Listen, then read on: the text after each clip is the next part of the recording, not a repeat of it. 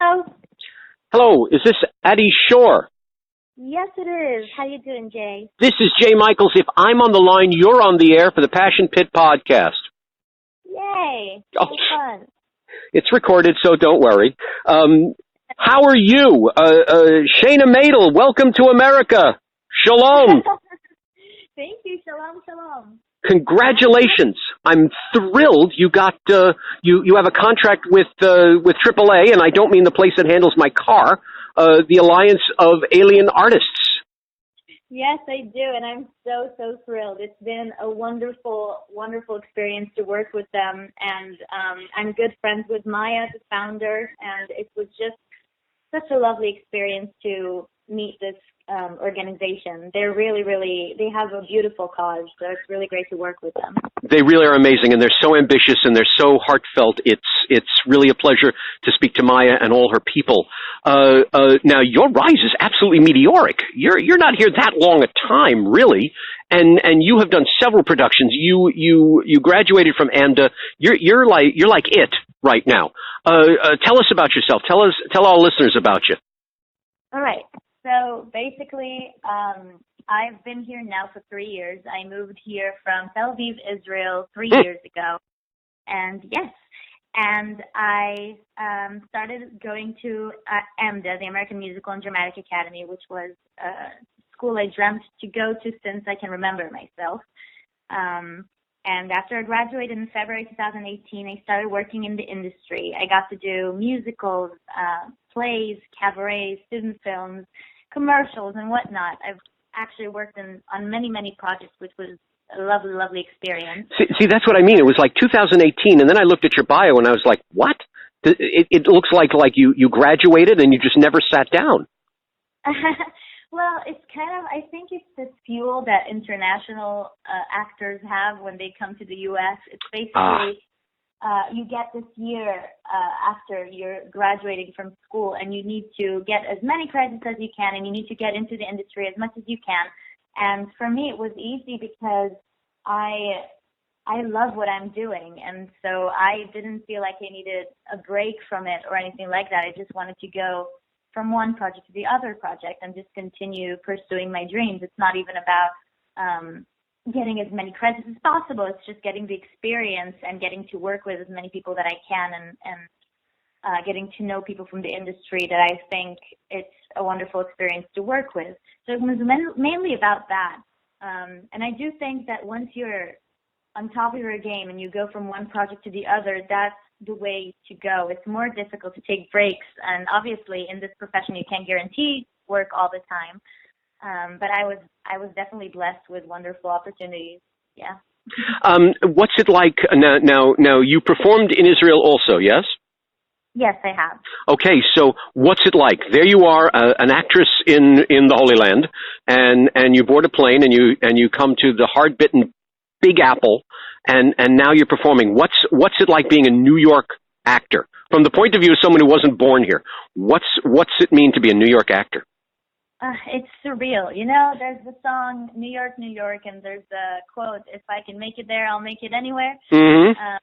So I feel like that's the general feeling of it. I remember the first time that I got here in June 2016, and I was just overwhelmed. I couldn't even fathom the fact that I'm actually doing this. And to be, you know, when you're at school, it's some sort of a bubble. So I made a dream come true by going to this school to begin with, but it is a bubble, and I don't see a lot of the city that way, and you're not performing outside of school time.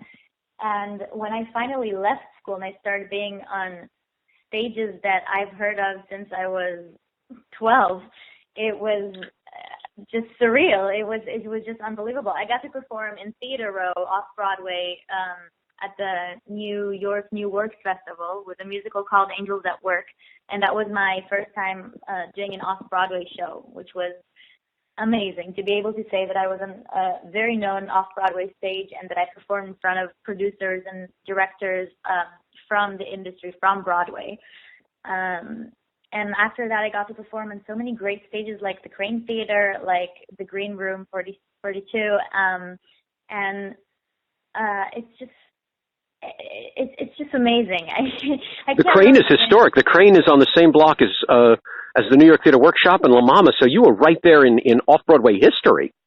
Yes, I was. It was beyond an experience beyond words, honestly. When I try to explain to my family and friends, I get really emotional because I've had this dream of pursuing musical theater and the theater in general in New York City since I was 14. Before that, I knew that I wanted to work at the profession, but I didn't know exactly where and when I'm going to do it. And since the age of 14, I knew that that's what I wanted to do with myself. So to be able to say that I made that into my own life, that it's actually what's happening to me these days, is quite moving for me. Now you mentioned about Theater Row and now things that you've studied in Israel and people that you've read up on in Israel. You've had the chance to meet them and work with them here, yes? People that I worked with in Israel, but I mean like people that when you were studying in Israel, there were names and things of people in New York and theaters and shows and things like that in New York. And now you met them firsthand. What's that like? What's it like to say, wait a minute, I read about you in Broadway world, and here I am talking to you. What's that like? It's crazy. I'll give you an example for an amazing story that I had. So I've been a huge fan of Karner and Gregor since I was, 13, 14 years old. I've watched videos of songs of theirs. They're this great duo of a composer and a lyricist, and they've written many known songs, standout musical theater songs or musical materials, and people like Jeremy Jordan and Natalie Weiss and lots of celebrities sang their songs. So I grew up watching videos of their material, and when I was about to graduate from AMDA, I had my musical showcase, and I decided, why not? I'm going to try and invite Karner and Gregor. That's great. I don't know what made me make that decision, but I sent them an email and asked them if they would want to maybe come and see a huge fan of theirs. They couldn't make it, but they did answer me and talk to me about it. And then I had a workshop with them later on, and we sort of developed this professional relationship. I started workshopping with them, performing in these competitions that they hosted, performing their material on the Spot, which is an off-Broadway cabaret that happens every Monday in Broadway Comedy Club. And I just got, they became people that I know, people that I can talk to and ask for their advice. Derek Gregor took me under his wing and even introduced me to Zelda Heen that he works with and writes music from, what do they not write? They write pop music, they write country music, they write musical theater, they do everything. And I got to know her through him as well and to work with her too. And the possibility of working with people that if you would have told 14-year-old me I'm going to meet them and know them well, and they will know me by my name and see me performing their songs, I would tell you that there's no way.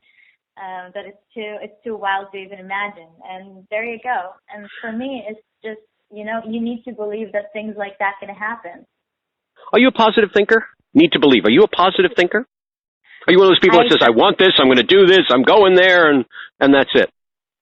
I think it's one of those things that's very important for this career. I don't necessarily think that I'm always a positive thinker. I think that there are definitely ways of bringing me down, and there are definitely times that I'm struggling more because this profession isn't easy. Right. But I think if you don't tell yourself that you're going to do the best you can and you're going to keep being optimistic and push through and believe in yourself, nobody's going to do that for you. In this profession, you have to be your own biggest fan, which is very difficult for actors because we're all insecure. Yep. But you have to find it in you to believe in yourself because you're your own product. And if you don't do that for yourself, no one is going to do that for you. So I'm trying to keep being positive and optimistic and believe in myself that I can push through. And so far, it brought results. So I'm learning from that. You are wise beyond your years. Okay, so as positive as you try to be, you came into New York, which is spelled Hell.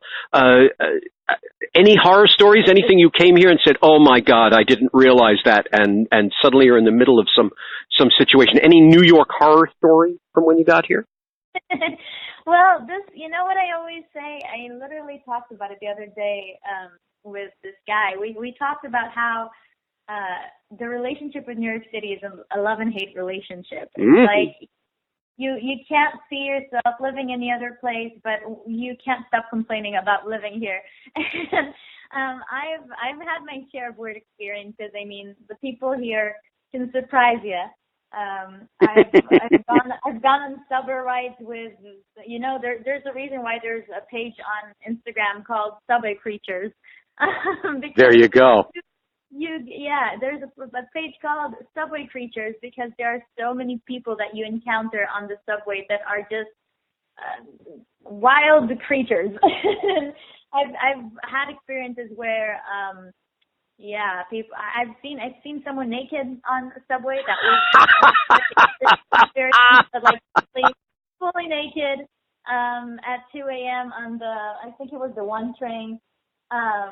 I've seen, multiple people. Just the other day, I was going with a friend of mine. We were sitting in Union Square. It was late at night, not too late. It was like 11:30 p.m. And then this guy walks right to us, and he tells me and my friend, he looks at us both, and he tells us, "You two just look adorable." And we look at him, and we're like, okay. And then he continues the conversation, and he doesn't know where to look. He keeps looking at me and then at her, and then he gives me a compliment, and then he gives her a compliment. Eventually, he realized that we're not going to develop a conversation with him, so he left. But he left us wondering, was he trying to hit on us both? Was he trying to aim everywhere and see what happened? Did he think that it's a good idea to come to two girls close to midnight in Union Square and start a conversation? I really don't know. But that wasn't even something that I can say was a weird experience in New York City, because this doesn't count as one of the weirdest that I've gone through, and that was just this week. Oh, it gets worse, young Jedi. It gets worse. That's really worse. But the thing is, I will tell you that I have had my share of experiences before living in, living city life, because as much as Tel Aviv is way smaller than New York City, there are lots of similarities in the way it feels, except for the beach life, which is definitely missing. But besides that, Tel Aviv feels to me like small New York City. So I've never been, I feel like my friends that come from suburban towns are way more shocked and overwhelmed by what's happening in New York City than I am coming from Tel Aviv. Now let's one big serious question here. The Middle East, obviously, your biggest worry in the Middle East is not necessarily someone naked on the subway.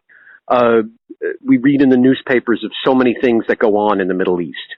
I spoke once to a reporter who's stationed in the Middle East, and this is going back now nearly 20 years.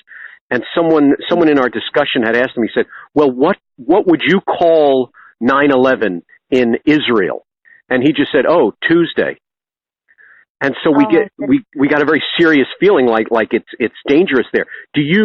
Have you encountered difficulties there? And whether you had or not, obviously it's in the air. Has it made it easier to come to New York? You're like, okay, well, the bombs are not falling, so I guess today's a good day. Has it made you more of a New Yorker, if you will? No, here's the thing, and that's something that needs to be clarified. It's true that technically, yes, Israel is always under some sort of danger. We're surrounded by countries that are not our biggest fans, and the situation with Palestine isn't easy, and there are lots of threats all around. It's true, and I think that a part of living in Israel is, sadly enough, also like getting used to living that way. But it's not that I can I live in Tel Aviv. So first I'd like to say that Tel Aviv is kind of like a bubble. It's very different from the rest of Israel, just like New York City is very different from the rest of the U.S. Right. And so I feel like in Tel Aviv it's felt way less than, for example, in south of Israel. where people frequently go to their shelters to hide from warnings of bombs and whatnot. But we have the Iron Dome that protects us from many bombings, and B, it's not like there are stories, obviously, but it's not like living in Israel is is dangerous. For example, we just hosted the Eurovision, the European competition with songs from all over, and we won last year, and that's why we hosted it this year, and we invited people from all over to come to our country, and people came, and it was completely fine, and they saw that there was no danger.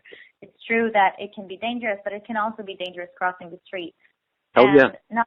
Not that I'm comparing in any way. I'm just saying that it's not like I moved here and I was like breathing this breath of fresh air, feeling like now I'm safe, and in Israel I wasn't. I always felt safe in Israel regardless. And I think that a part of living there and growing up this way is you learn to live safe and to feel like you're safe regardless, because that's just how you were born into this complicated situation. That was exactly what I was getting at. I didn't necessarily mean you were free in New York, because, oh my God, no, no. Yeah, right. But in the sense that because you have, and again, and we're going to your positive thinking, because you again have this sense of freedom, this sense of your own self, that New York was not scary to you, because we have our own stereotype. Everybody thinks, oh, New Yorkers are all mean and stuff like that. So you had your own strength when you came here. Look, I think first and foremost, I'd like to say, in addition to what we discussed a second ago, that to me, if something goes on in Israel and I'm away, that's even scarier. When I was in Israel and I was with my family, I took things more in proportion. But to be away from home and you hear something is going on, you get really, really nervous, because you can't really fathom how big that is. And sometimes the media goes wild about things, and sometimes the media doesn't say anything at all, and then you can't really tell what's going on. So, and there is a time difference, so it's not as easy as being around my family and friends and knowing everyone is safe. But it is true, I can say for a fact, it's not only in the sense of safety, just in the sense of being an Israeli, I think that I am in ways tougher than other people that I know. I've noticed that in many aspects, even just by the idea that everyone in Israel has to go to the army when they're 18 years old. It's not that I was a battler in any way, don't get me wrong. I was doing an office job for 2 years. But stopping your life at the age of 18 and giving there's a really annoying car here. Stopping your life at the age of 18 and giving something from yourself to the society, to your country, it's something that most people don't get to experience in the U.S. Obviously, there are people and there are different situations of people making those decisions and trying to give something for a better cause. But a lot of people at the age of 18, just as they should, go and study something in college or university and whatnot. And in Israel, it's a different kind of route that you take, a different kind of path. And that teaches you a lot about responsibility, about maturity, about independence. And those are qualities that I really needed when I moved here. Because at the end of the day, for me to move to a completely different continent that's in the other side of the world at the age of 22, it was a big step. And I don't think I was able to do that step, to take that step, without going through what I've gone through during my military service and the way it shaped me. So it has made you a much more responsible, much more powerful individual for having done something like that. I believe so. That's how I feel, at least. I feel like, in general, living in Israel makes you a certain type of person. Obviously, we're all different, but it gives you some qualities that make us unique. And I've seen that in many people that I've met here, specifically people that choose to do a relocation for a certain kind of purpose. You see the dedication, and you see the hard working and the responsibility for goals, and I really appreciate that. I don't think it's necessarily just because I'm from Israel. I mean, at AMDA there was always a joke that the international students were the best hardworking students, not necessarily because they were better from the Americans in any way in talent or anything like that, but because we've already sacrificed so much to get here, and for us it's not just a regular experience of going to university after school. It's something that we probably spent a lot of money on and came from the different sides of the world and left our families and friends behind. And I think that's something that if you already make that step, you might as well make it count. And that is the difference, I feel. It's given you a great deal of courage, and that's obvious in how fast your career is moving here in New York. Microscopically speaking, every once in a while I tell people that I grew up in the Bronx, having worked in the South Bronx in the 70s and 80s, and suddenly they all nod and going, "Oh, of course, then you understand." So that stereotype has followed me. I can only imagine when you tell people that you were in the service in Israel and all of that. I can imagine them looking at you and going, "Okay, she can handle it." Speaking of handling, what's the next thing? What's the next project? Oh, wow. I have a few coming up, which I'm really excited for. So later this year, in the next couple of months, I'm going to be hosting International Talent Nights. Basically, a production company that I work with is called the World Voice Ensemble, and they are doing a monthly cabaret that's called International Talent Night, and it's people from all over the world, from Japan, the Philippines, Canada, Australia, wherever you can think of. People come and perform songs, musical theater songs, sometimes pop songs, sometimes they show other talents like dancing or reading poetry or things like that. It's really great. And the next two that we have are actually themed. One of them is going to be called New York on My Mind, and it's going to be about stories and songs related to New York City, which is going to be a blast after what we just discussed. Oh, my gosh, yeah.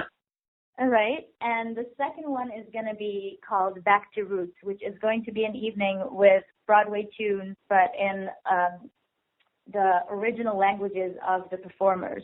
So that's going to be really great. Oh, Maya had mentioned something when I spoke to her. She had mentioned something about singing and performing in people's native tongues. So that honestly, maybe it's the same thing. That's Maya's thing for sure. That's in the Alliance are doing a production of Broadway around the world, and that was the whole idea of the production, to sing in original languages and in English. I think that it was just a coincidence because it wasn't my idea when I got to do the other cabaret, and they just thought about it. But they are not combining both. They're not doing English and original languages, besides people that are obviously from English-speaking countries like Australia. Mm-hmm. But they are. They thought about the idea, and I got excited because to me, to be able to sing in Hebrew on any stage in New York City, I think it's really cool. And what is even cooler is that not only I'm going to sing in those events, I'm also going to host them, which is really great. They figure that very nice. Nice exposure there. Yeah, if I'm talkative, then I might as well do that too. And they're also working. I've done with them my first musical in the city, Angels at Work, and we are working on performing that one again next year, which is going to be great. And last but not least, later this year, at the end of this year, planned for December 2019, I'm supposed to perform a play called Heaven Sent, which has a really fun story to it because an adaptation of this play called OMG was performed in Broadway Comedy Club with Beverly Bonner as actor and director. And I took part in that show. I played the main lead of Catherine, an angel in training, trying to save this guy from ruining his life as her mission to become an angel. And what happened was I performed that adaptation, and I met Bambi, Everson, who wrote the original play. And she saw me, and we got into this professional connection. We talked a lot about future projects, and we always said that we would like to work with each other. And now she's planning to produce her play, her original play, Heaven Sent, and she wanted me to play the original role that I played for OMG, which is Catherine. Mm-hmm. So this is going to be really, really exciting for me because I get to work with the playwright herself. So I'm really excited for that one. So you're booked all the way through 2020. Seems like not it. too bad. Not too shabby. I'm sure there are people born and bred in New York who are jealous of hearing that, but they don't have your gumption, they don't have your ambition, they don't have your insurmountable energy. Adi, it was a pleasure speaking to you. I wish you all the best. Please keep me posted on all that you're doing. Would love to tell the world all about you. I will tell our listeners exactly how to follow you on all sorts of media so they can hear about your meteoric rise and how you could be an inspiration to so many. Thank you so much. Thank you for calling. My pleasure. Thank you. I will talk to you soon. Bye-bye. Ciao.